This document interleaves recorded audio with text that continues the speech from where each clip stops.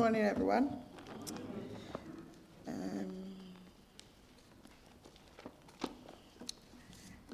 I'm reading Jeremiah 29. Now, these are the words of the letter that Jeremiah the prophet sent from Jerusalem unto the residue of the elders which were carried away captives, and to the priests, and to the prophets, and to all the people whom Nebuchadnezzar had carried away from Jerusalem to Babylon. After that, Jeconiah the king, and the queen, and the eunuchs, the princes of Judah in Jerusalem, and the carpenters and the smiths were departed from Jerusalem by the hand of Elasah, the son of Shaphan, and Gemariah, the son of Hilkiah, whom Zedekiah, king of Judah, sent unto Babylon to Nebuchadnezzar, the king of Babylon, saying, Thus saith the Lord of hosts, the God of Israel, and unto all that are carried away captives, whom I have caused to be carried away from Jerusalem unto Babylon. Build ye houses, and dwell in them, and plant gardens, and eat the fruit of them. Take ye wives, and beget sons and daughters.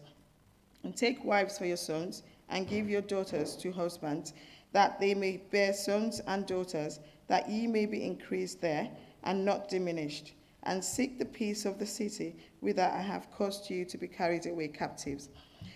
And pray unto the Lord for it, for in the peace thereof shall ye have peace. For thus saith the Lord of hosts, the God of Israel, let not your prophets and your diviners that be in the midst of you deceive you, neither hearken to your dreams which ye cause to be dreamed. For they prophesy falsely unto you in my name. I have not sent them, said the Lord. For thus said the Lord, that after 70 years be accomplished at Babylon, I will visit you and perform my good word towards you, in causing you to return to this place. For I know the thoughts that I think towards you, said the Lord, thoughts of peace and not of evil, to give you an expected end. Then shall ye call upon me, and ye shall go and pray unto me, and I will hearken unto you. And ye shall seek me and find me, when ye shall search for me with all your heart. And I will be found of you, said the Lord, and I will turn away your captivity, and I will gather you from all the nations, and from all the places whither I have driven you, said the Lord. And I will bring you again into the place whence I caused you to be carried away captive. Because ye have said, the Lord hath raised us up prophets in Babylon. Know that thus said the Lord, of the king that sitteth upon the throne of David, and of all the people that dwelleth in this city, and of your brethren that are not gone forth with you into captivity. Thus said the Lord of hosts, Behold, I will send upon them the sword, the famine, and the pestilence, and will make them like vile figs that cannot be eaten. They are so evil. And I will persecute them with the sword, with the famine, and with the pestilence, and will deliver them to be removed to all the kingdoms of the earth, to be a curse and an astonishment, and an hissing and a reproach among all the nations within I have driven them, because they have not hearkened to my words, said the Lord, which I sent unto them by my servants the prophets, rising up early and sending them. But ye will not hear, said the Lord. Hear ye therefore the word of the Lord. O ye of the captivity, whom I have sent from Jerusalem to Babylon, thus said the Lord of hosts, the God of Israel, of Ahab the son of Kolai, and of Zedekiah the son of Maaseh, which prophesy a lie unto you in my name. Behold, I will deliver them into the hand of Nebuchadnezzar, king of Babylon, and he shall slay them before your eyes. And of them shall be taken up a curse by all the captivity of Judah, which are in Babylon, saying, The Lord make thee like Zedekiah and like Ahab, whom the king of Babylon roasted in the fire, because they have committed villainy in Israel, and have committed adultery with their neighbors' wives, and have spoken lying words in my name, which I have not commanded them. Even I know, and am a witness, saith the Lord. Thus shalt thou also speak to Shemaiah and Nehelamite, saying, Thus speaketh the Lord of hosts, the God of Israel, saying, Because thou hast sent letters in thy name unto all the people that are at Jerusalem, and to Sevaniah the son of Maasei the priest, and to all the priests, saying, The Lord hath made thee priest in the stead of Jehoiada the priest, and ye shall be officers in the house of the Lord. For every man that is mad and maketh himself a prophet, that thou shouldest put him in prison and in the stocks. Now, therefore, why hast thou not reproved Jeremiah of Anathoth, which maketh himself a prophet to you? For therefore he sent us unto us in Babylon, saying, This captivity is long. Build ye houses and dwell in them, and plant gardens and eat the fruit of them. And Zephaniah the priest read this letter in the ears of Jeremiah the prophet. Then came the word of the Lord unto Jeremiah, saying, Send to all them of the captivity, saying, Thus saith the Lord concerning Shemaiah the Nehelamite, because the Shemaiah hath prophesied unto you, and I sent him not, and he caused you to trust in a lie. Therefore, thus said the Lord, Behold, I will punish Shemaiah the Nehelamite and his seed.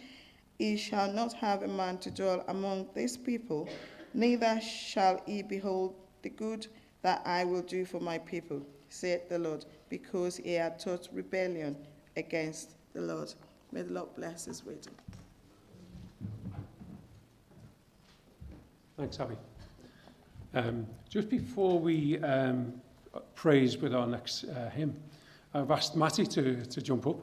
I've got the one mic with your voice. I'm sure everybody's going to hear you anyway. So Matty, what I wanted to do is ask Matty a little bit about himself, so that you know who the speaker is today, and what he's going to share later on. So tell us a little bit about yourself, Matty. So Graham said to see you all. Let me just pray before we have a look at this passage together.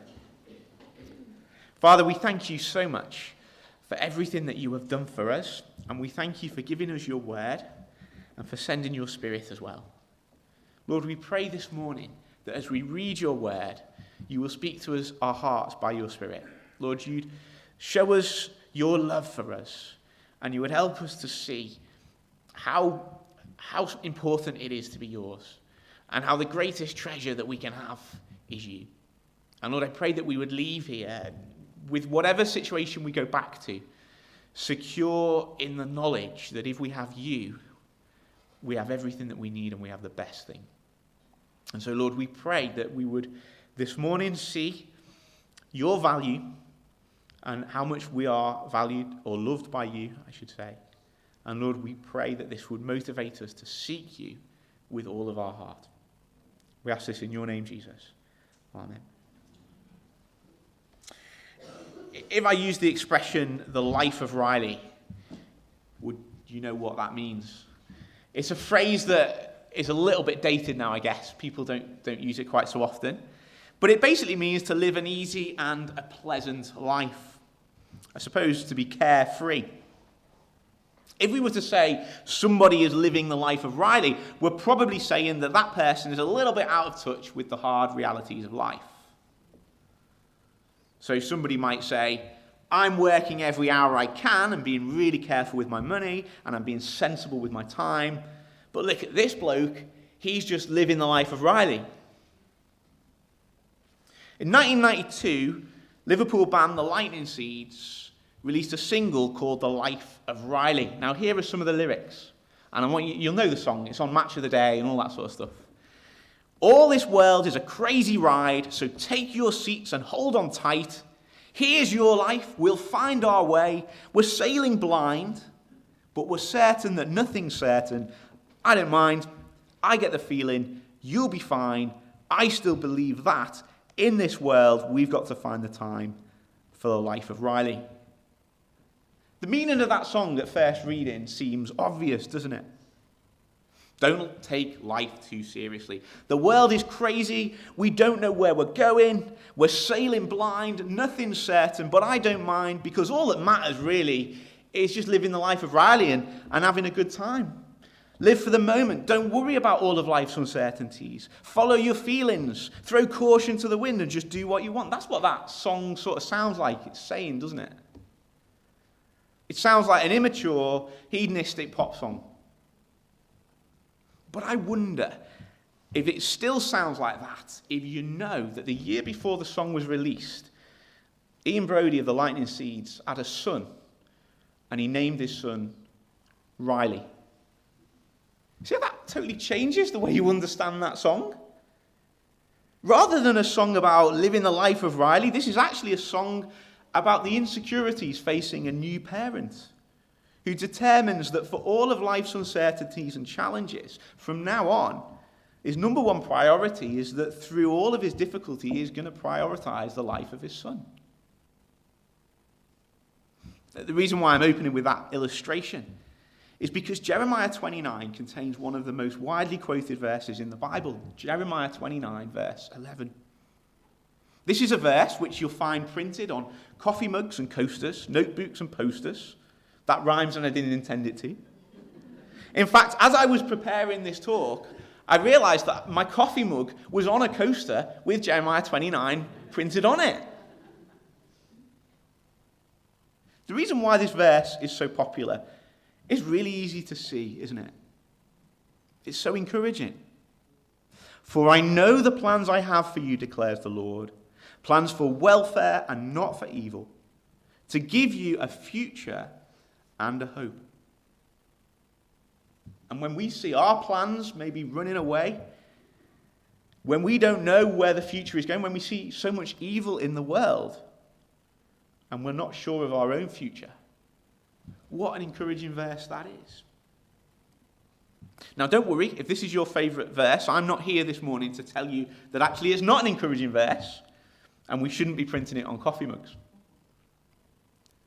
But I do think that it's a verse we need to read in its context. And that when we do that, we actually find it to be even more encouraging than when we read it on its own. Let me tell you why. You see, I think if we take this verse out of context, it actually has the potential to be very discouraging to us. Because it could give the impression that the lives of God's people will just be perfect. Because God's got a plan for us. And it's a great plan. Now, I don't know about you, but if I was to apply this verse to my life in that way, then there's lots of times I might be tempted to ask, well, what is God's plan for me? The ESV says here that God's plan is for welfare and not for evil. The NIV translates this as plans to prosper you and not to harm you. But maybe as we look at our lives, we have to wonder, with all the evil we see in the world, and maybe sometimes with our welfare suffering, and maybe not feeling prosperous, and maybe sometimes feeling harmed, what does this verse mean? And maybe you might be tempted to read this verse on its own and conclude, looking at your own life, that if God has a wonderful plan for his people, and my life isn't wonderful, then perhaps he doesn't really care for me at all. But here's the thing. When we read the verse in its context, we see that God's plan of prosperity for us is so much better than we can imagine. So let's start with verses 1 to 4, which are going to tell us who this verse was originally written to. By the way, we're only really going to be looking at the first 14 verses today, or 15 verses today. 14 verses today. So let's start with verses 1 to 4. These are the words of the letter that Jeremiah the prophet sent from Jerusalem to the surviving elders of the exiles and to the priests, the prophets, and all the people whom Nebuchadnezzar had taken into exile from Jerusalem to Babylon. This was after King Jeconiah and the queen mother, the eunuchs, the officials of Judah and Jerusalem, the craftsmen and the metal workers had departed from Jerusalem. The letter was sent by the hand of Elisha, the son of Shaphan, and of Gemariah, the son of Hilkiah, whom Zedekiah, king of Judah, sent to Babylon, to Nebuchadnezzar, king of Babylon. By the way, Abby, you read the passage before. You did that really well. There's some incredibly long words to read in this passage, isn't there? And so thank you for that. It was really good.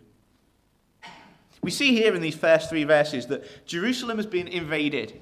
The city has been overthrown and most of its inhabitants taken captive to Babylon.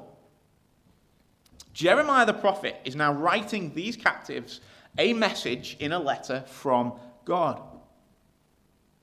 Now, I want us to try and put ourselves in their shoes for a moment. These are God's people who had been living in the land that God had promised them, knowing that God had promised their forefathers that they would be a great nation through whom all nations would be blessed. But now they have been ripped from their homes and they have been marched to a foreign land. You know, there may even be people here this morning who have even experienced this. We have seen recently people having to flee their homes in Ukraine because of the war. And of course, we can think of many other places which have been on our television screens for the same reason over the years. I'm sure most of us will be able to recall having seen interviews on the news. Perhaps people who used to work as doctors or university lecturers, but now find themselves in refugee camps, having been forced to flee their homes because of war. The people here, they have been forced out of their homes, and now they are forced to live in captivity, subject to the very people who attacked them in the first place. They wouldn't be familiar with their new home. The society they find themselves in now and its customs, no doubt, would have been different. They would have been alien to them. And everything that they saw, tasted, smelt, and seen would remind them that they were far from home and that they were in captivity. And now God is sending a message through his prophet to the people. What message do you think these people wanted to hear? Surely they wanted to hear that they could go home, that God would soon be sending them home, back to their own land. And so with that in mind, let's read verses 4 and 5. Thus says the Lord of hosts, the God of Israel, to all the exiles whom I have sent into exile from Jerusalem to Babylon. Build houses and live in them. Plant gardens and eat their produce. So there's 2 things that I think are really surprising here. Firstly, in verse 4, God himself is the one who has sent his people into exile. God, who later will say he has a plan of prosperity for his people, is the very one who brought them into this terrible situation. That is far worse than just being invaded by your enemies. To know that the God who is the one you should be on his side is the one who's brought it about. Not only have your enemies defeated you, but your protector has caused it. And then in verse 5, the people who surely just want to go home are told to build houses. That's not very encouraging, is it? Just before Christmas, I went to Argos to buy something. Now, we've all been to Argos loads of times, haven't we? And sometimes when you go to Argos, you go in and it's quiet and it takes 2 minutes and you've got everything you need and you go. And then other times it might take 10 or 15 minutes, you know. So this time I went into Argos, I paid on the little terminal, I went to wait, and after a little while, someone said, you're going to be here ages, you know, you may as well find a seat, take your coat off, settle down. And I was there for 1 hour and 45 minutes in the end, which is a long time to wait at Argos, isn't it? If someone had told me that before I'd gone in, I don't think I'd have bothered. I don't think it would have been worth it. You know, maybe you go to A&E and you have the same thing. You think, maybe I'll be a few hours, but someone says, no, look, go and get a coffee, go and get some lunch. You're going to be here all night. But if somebody said to you, build a house and live in it, well, then you know you've got a real problem waiting, haven't you? But even worse than that, the verse actually says, plant gardens and eat their produce. I mean, a house could be a simple shelter, couldn't it? A little bit of timber for a roof, or maybe even just some canvas. We've all been camping, most of us I imagine have. We put up a tent for a weekend, something like that. But if you're going to plant a garden, that's a bigger project, isn't it? You don't plant a garden when you're on holiday. Don't you go camping and then you go, right, while we're here, let's get some carrots in.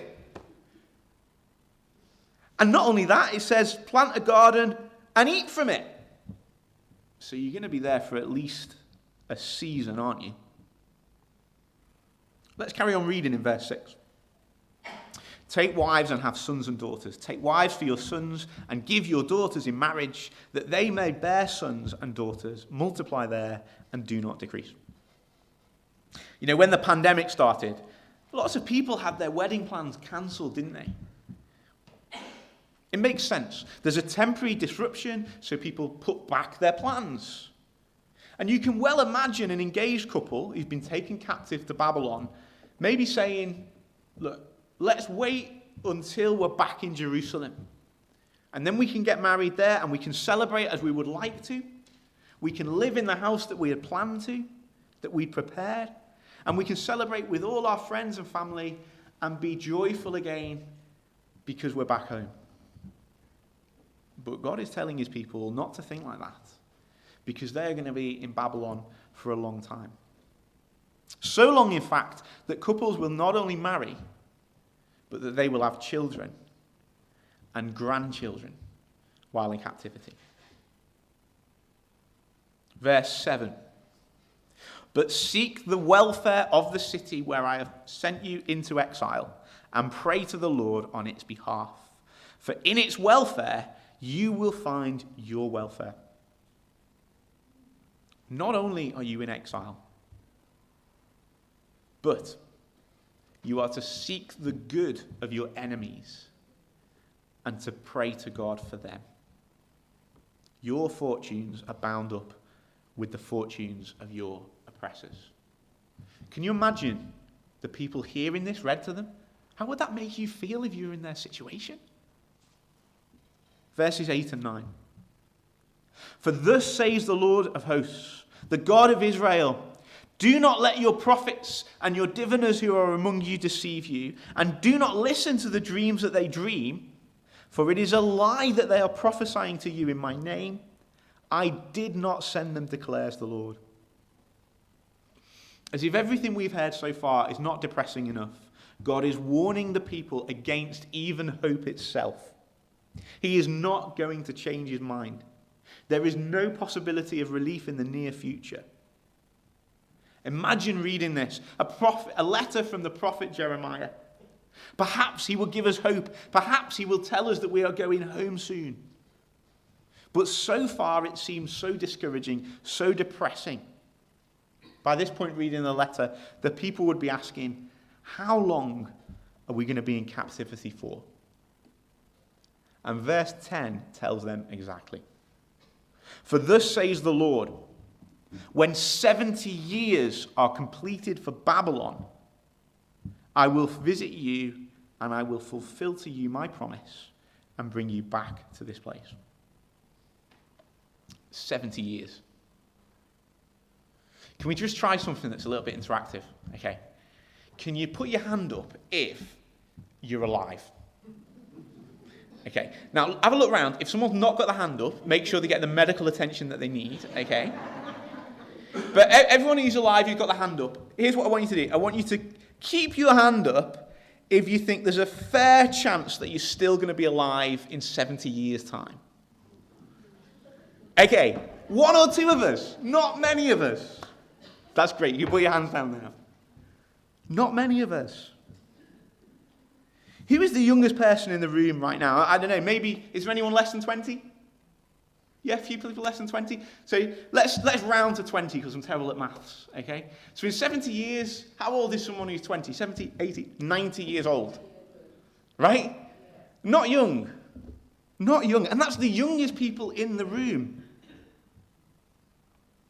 Imagine being told today that you're not able to go home for 70 years. And don't worry, I'm not actually going to speak that long. I've been told we've got to finish by 1:15, and that's with breaking the bread, so that's on the hour. But imagine you've just found out that all of your plans are on hold, and for 70 years you're going to be forced to live against your will somewhere that you don't want to live. I mean, would you be excited to go and see your home again? Would you think, oh, great, I'm going home, just 70 years to go? If you think like that, I hope you live in a bungalow, because by the time you're 106, you probably won't be able to get upstairs, will you? Imagine today if someone promised to give you £1 million. That'd be really exciting, wouldn't it? What would you spend it on? But then they stipulated that you won't get it for another 70 years. That's not as exciting, is it? Not going to help us now. And in 70 years, the exciting things we might be tempted to do today probably wouldn't appeal to us the same way. I'm stressing all of this because I want us to understand that the people who this passage is written to are being given a message that they don't want to hear, that sounds like bad news. I want us to imagine how we would feel if we were the people receiving this letter and reading it for the first time. So to summarize what we've read so far, in verses 1 to 4, we've seen that the people have been taken captive.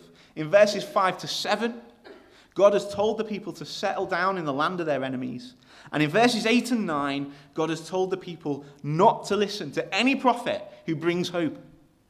And then in verse 10, God says that even the youngest of them would not be going home until their old age pensioners.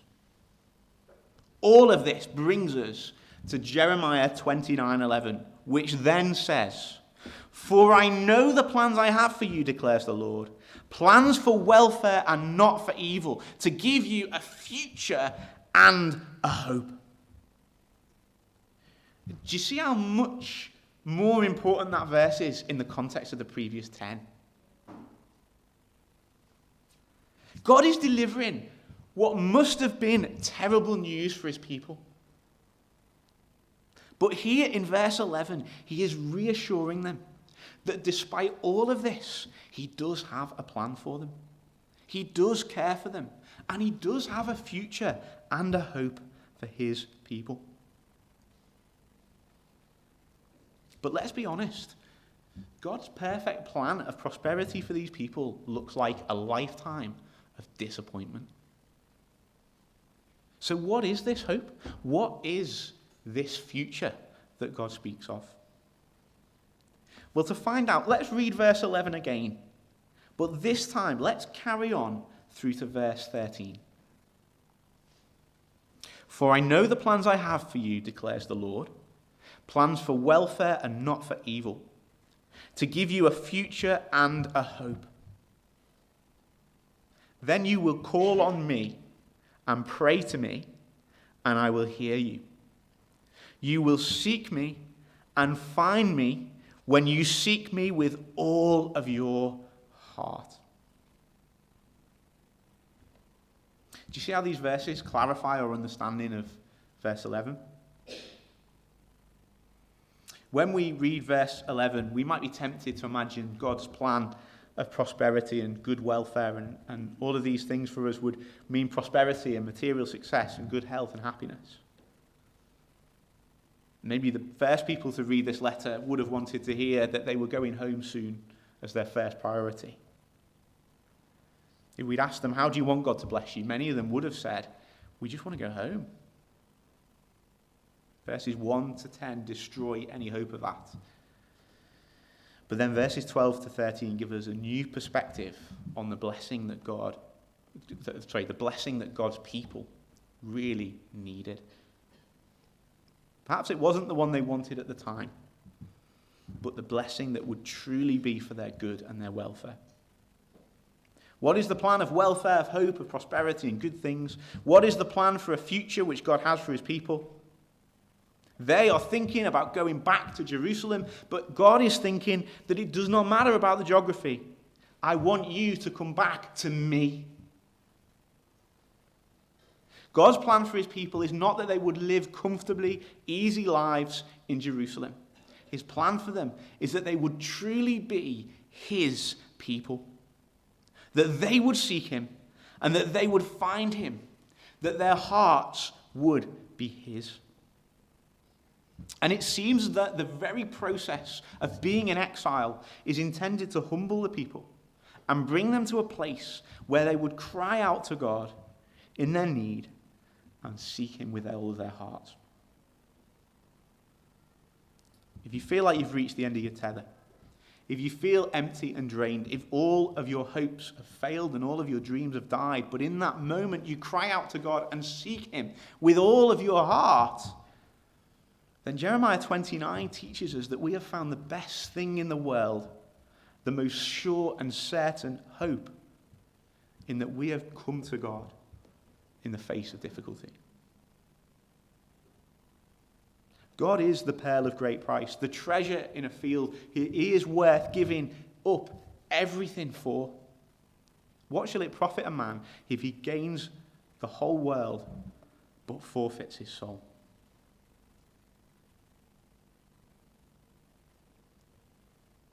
These people live through a difficult time.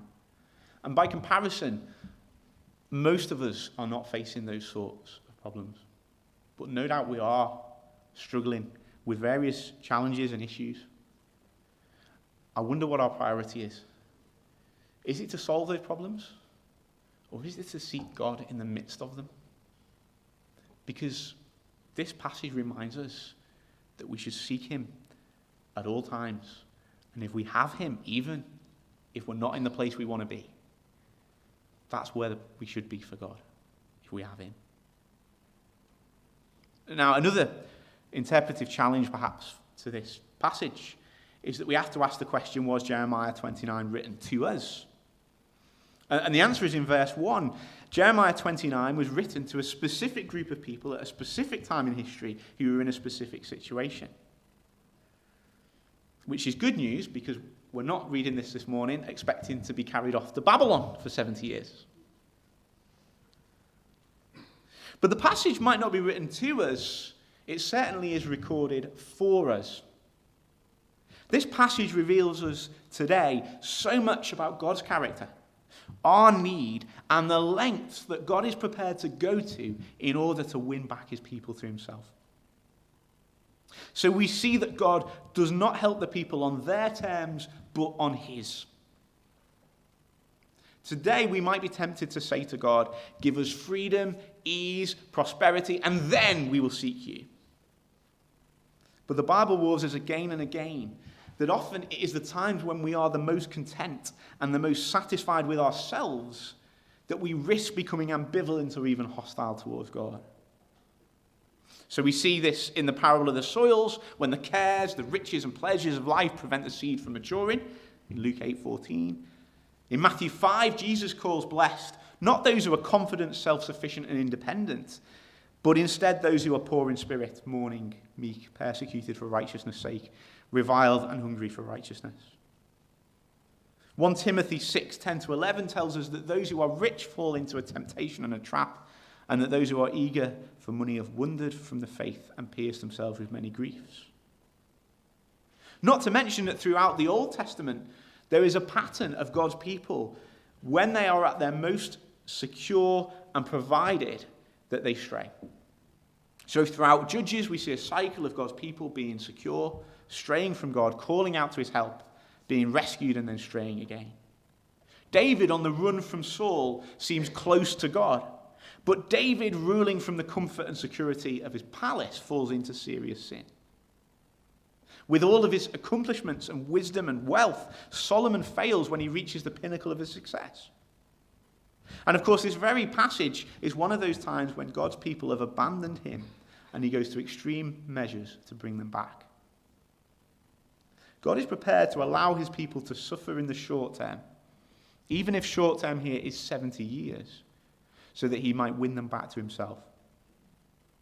Now, to be clear, this passage is not telling us that if we are having a hard time, it's because we've strayed from God. I don't want to suggest that. That's not what this passage teaches. But it does remind us that it is often in the hard times that we find ourselves brought closer to the God who loves us. Sadly, I know some people who have faced trauma in their lives and have blamed God and walked away from him. But I also know lots of people who, in the face of horrendous circumstances, have been drawn closer to God, leaning on him more than ever before, and have found their faith deepened and strengthened in the face of tragedy. Jeremiah 29 tells us something about the character of God. That God's idea of a good plan for his people is for them to seek him, even if that means living an uncomfortable life. In this case, God is willing to allow his people to be taken in captivity for a lifetime so that they will return to him for eternity. And I think that is something which we can apply to ourselves today.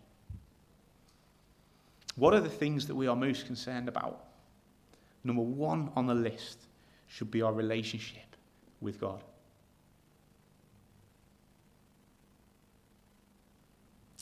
There are many passages in the New Testament that we could turn to which mirror what God is saying in Jeremiah 29. So in 2 Corinthians 12, Paul says, "So to keep me from becoming conceited because of the surpassing greatness of the revelations, a thorn was given to me in the flesh, a messenger of Satan to harass me, to keep me from becoming conceited.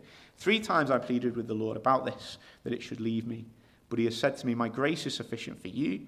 My power is made perfect in weakness. Therefore, I will boast all the more gladly in my weaknesses, so that the power of Christ may rest upon me. For the sake of Christ, then I am content with my weakness, insults, hardships, persecutions, and calamities. For when I am weak, then I am strong."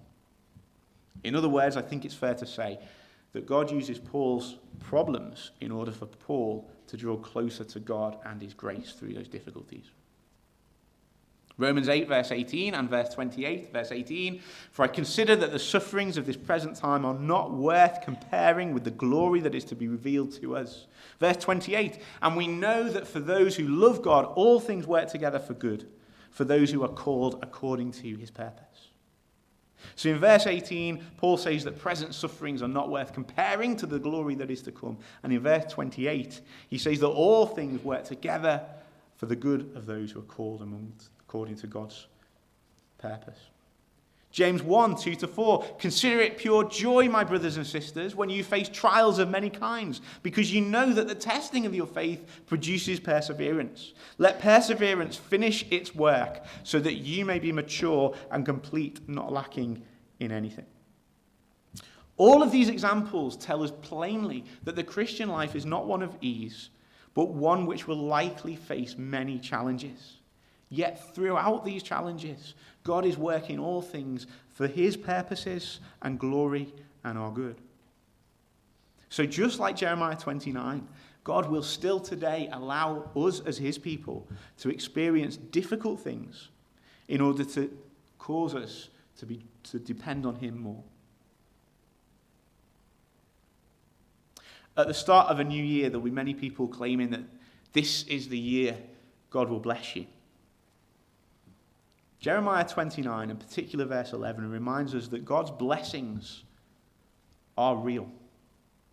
But when you look at that verse, maybe you're having a hard time, and maybe looking at that verse and you're tempted to think, maybe the time's going to get better.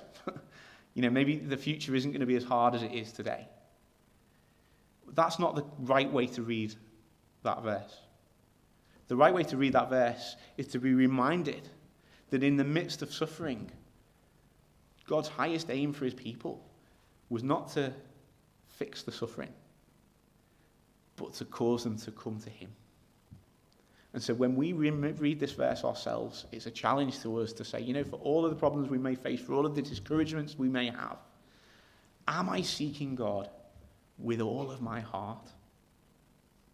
Because he promises that if we seek him, we will find him.